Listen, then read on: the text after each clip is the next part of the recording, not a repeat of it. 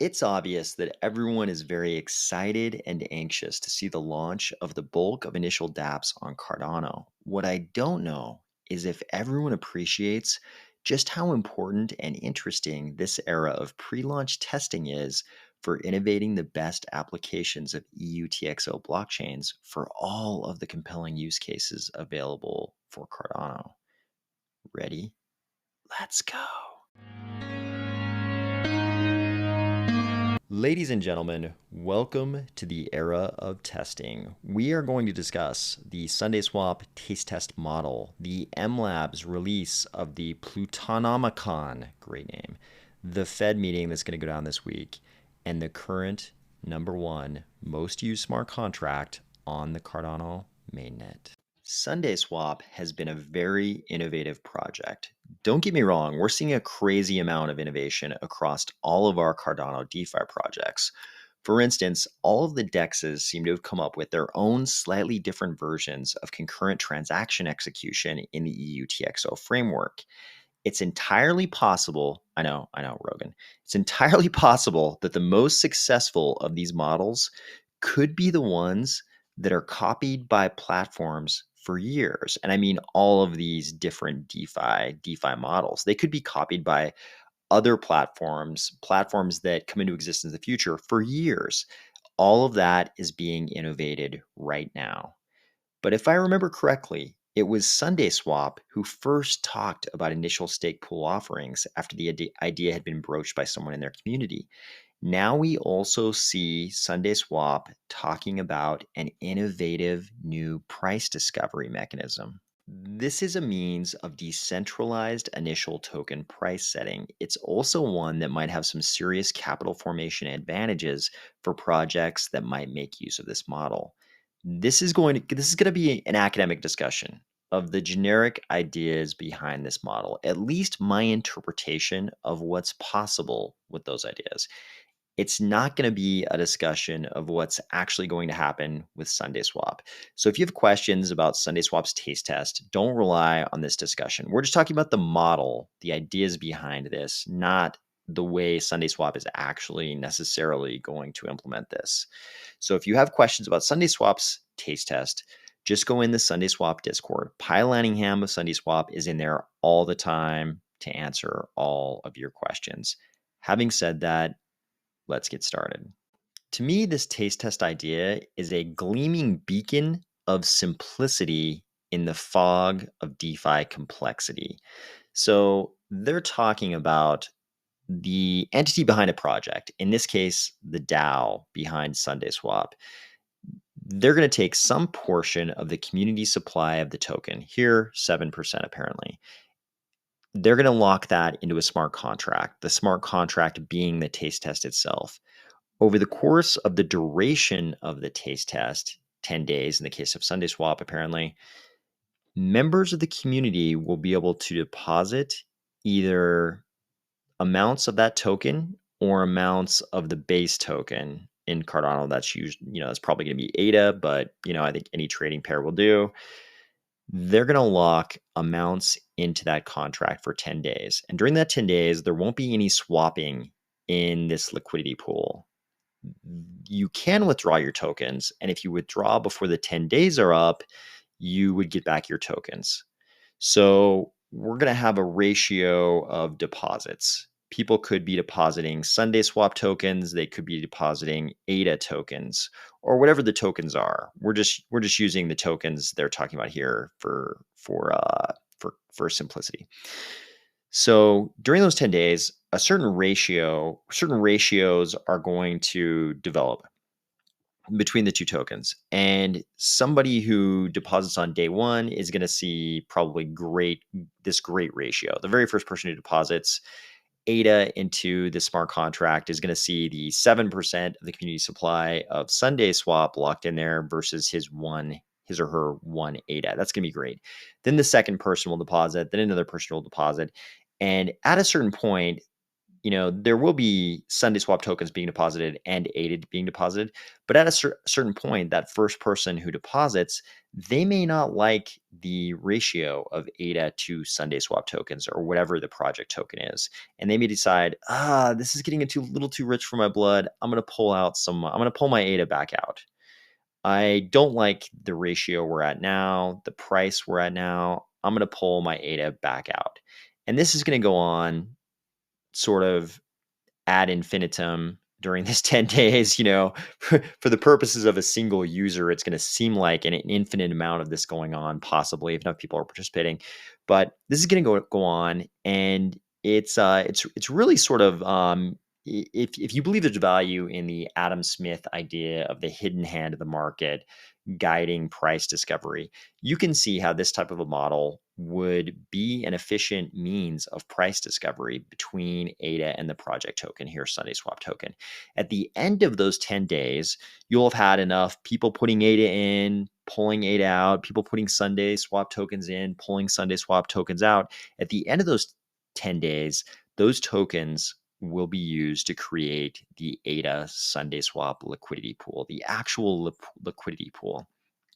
And at that time, the people who have deposited ADA or SundaeSwap tokens, including the entity behind the project itself, in this case, of course, the SundaeSwap DAO, they'll then get liquidity provider tokens. Here's the deal. Here's the thing you have to remember. These LP tokens, you can read right here, these LP tokens represent ownership of both assets in the pool. It's as if everyone who participated swapped half their deposited assets for the other collectively at the same price. So this is important. Some people might see this and they'll think, oh no, I want to do this, but I just want to get back one of the two tokens. Obviously, that's not how it works with liquidity pools. The idea of being a liquidity provider in a liquidity pool is that you have a share of the assets of the pool, and the assets of the pool are going to encompass both assets. This is cool though, because let's say you were a project or a DAO behind a project, and you wanted to create a liquidity pool like this. Normally, if you've been using the SundaeSwap testnet, you have to kind of provide tokens on both sides. If it's the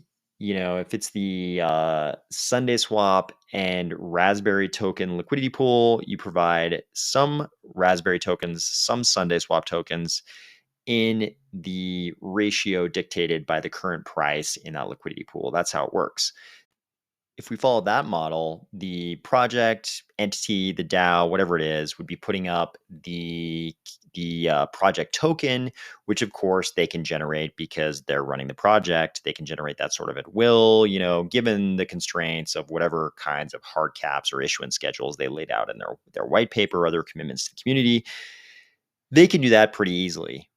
But the other half of the liquidity pool, the asset, sort of the base asset that the project token is going to be enumerated in for that liquidity pool, the paired asset, they've got to come up with that paired asset in some way. So in the Cardano ecosystem, that's often probably going to be ADA. So to create this liquidity pool where the project entity, the DAO, is putting up the project token, we have to figure out some way to come up with the ADA on the other side of the liquidity pool. And that's where we get into the fog of DeFi complexity. And we come up with a lot of different ways of filling that Cardano side of we could come up with a lot of different ways of filling the Cardano side of that liquidity pool. And all of which it kind of is going to presuppose that we already have a price for those project tokens. This system allows the project to put up their project tokens, and then the community can come in. And in the case of SundaeSwap, it's kind of interesting because we've got the initial stake pool offering going on as well, which we've covered before on this channel. The initial stake pool offering is going to be going on as well. And so it sounds like there's going to be the potential for people receiving SundaeSwap tokens in the initial stake pool offering to put some of those tokens into this taste test pool.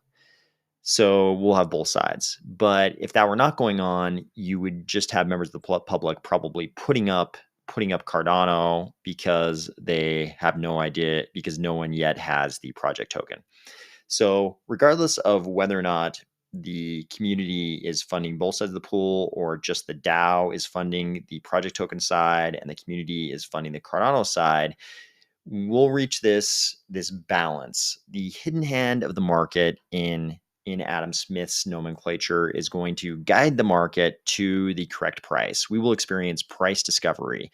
And at the end of the taste test, whoever is satisfied with wherever that price discovery landed, whatever price that landed on, you'll have a project token versus ADA price, the number of ADA that will buy you one of these project tokens.